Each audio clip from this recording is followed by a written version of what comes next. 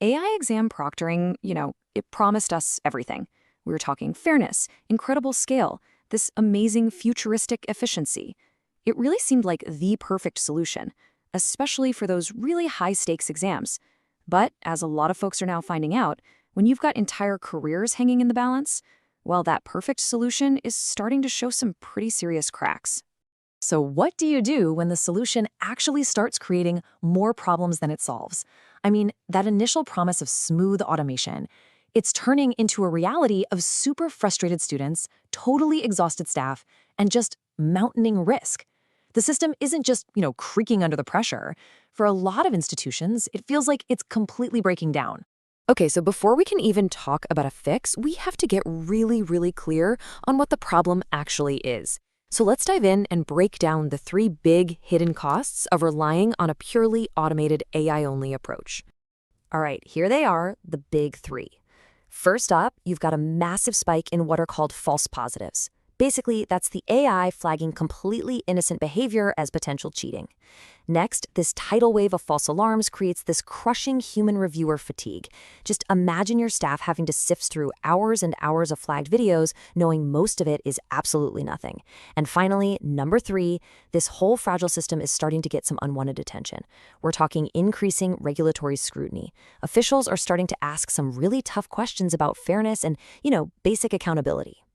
I want you to just imagine this for a second. What if up to 85% of all the alerts your AI is generating are just false alarms? This isn't just inefficient, it's total chaos. It means your team is spending all their time chasing ghosts, right? And the real danger is that they might be missing the actual problems that are getting buried under all that noise. It completely undermines the whole reason you got the AI in the first place. And this quote really captures the experience of just countless students.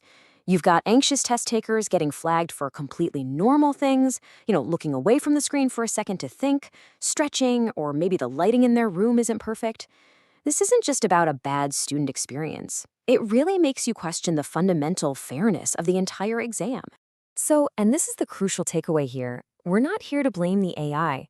The technology itself is an incredibly powerful tool. The real problem is the strategy behind it. It's this over-reliance on a surveillance-only model, where the AI is basically judge, jury, and executioner. And for these high-stakes exams, you need something way more robust than just simple surveillance. And that brings us to the core idea of this whole explainer. We've got to shift our thinking, moving away from this simple surveillance model and towards what we call a governance model. Now, I know the names might sound kind of similar, but trust me, in practice, they are worlds apart. Okay, let's break this down. The surveillance model, it's all reactive. It just sits there and waits for an AI to throw up a flag. The whole process is often a total black box, which makes it super brittle and pretty risky. Now, contrast that with the governance model. This one is proactive. It's driven by your policies, it's validated by actual humans, and it's built on a foundation of clear audit trails. It's not brittle at all. It's robust and, most importantly, defensible. So what exactly do we mean by governance here? Well, think of it as a framework. And it's not about getting rid of the AI, not at all. It's about wrapping it in a smart structure of human oversight. It means you define your policies before anything else. You build clear escalation paths so your team knows exactly what to do when a flag comes in, and you make sure that real human oversight is guiding the AI instead of the other way around. Now, I know this might sound a little complex, but building a governance model is actually a really logical step-by-step process. So let's walk through the actionable steps you can actually take to move from that fragile surveillance system to a truly robust, policy-driven framework. It really boils down to 4 key steps. First, you've got to establish your policy. What's a minor risk? What's a major one? You have to define that stuff right from the start.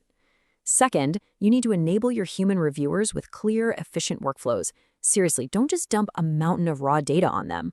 Third, and this one is so important, you leverage the AI to support and flag things, not to be the one making the final call. And finally, you make sure the entire process is defensible by keeping transparent audit logs for every single decision. Look, if you take just one thing away from this, let it be this simple idea. This is the new hierarchy, the new pecking order. Policy decides, humans validate, and AI supports. That's it. The policy is in charge, humans use their judgment, and the AI is there to help them do their job better and faster. It doesn't run the show. Okay, that brings us to our final and maybe the most important point. Putting a governance model in place isn't just about changing your tech. It's a huge strategic shift, and it means leadership has to start asking a completely different set of questions when it comes to exam integrity. For way too long, the default question has been this: did the AI detect something? It's all about the tech, and it's totally reactive. It puts all the power and all the responsibilities squarely on an algorithm. And we've just seen where that leads, right? A brittle, high-risk system that's just drowning in false positives and creating frustrated students and staff. But the new question is so much more powerful. It's this: is this decision policy-driven, transparent, and defensible? See how that shifts everything? The focus isn't on the tool anymore, it's on the process. Does this decision actually line up with our policy? Can we explain exactly how we reached this conclusion? And, this is the big one, can we actually stand behind this decision and defend it if a student or a regulator challenges us? And let's not forget what's really at stake here. I mean, we're talking about exams that literally determine people's futures. They grant certifications, they open doors to entire careers. When the stakes are that high, just being automated is nowhere near good enough. The integrity of your program has to be, without a doubt, defensible. So I'm going to leave you with this one question to think about for your own institution. Is your exam integrity process simply automated, just kind of running on the whims of an algorithm? Or is it truly defensible, built on that solid foundation of policy, human validation, and transparent governance? Because really, the answer to that question is going to define the future integrity of your entire program.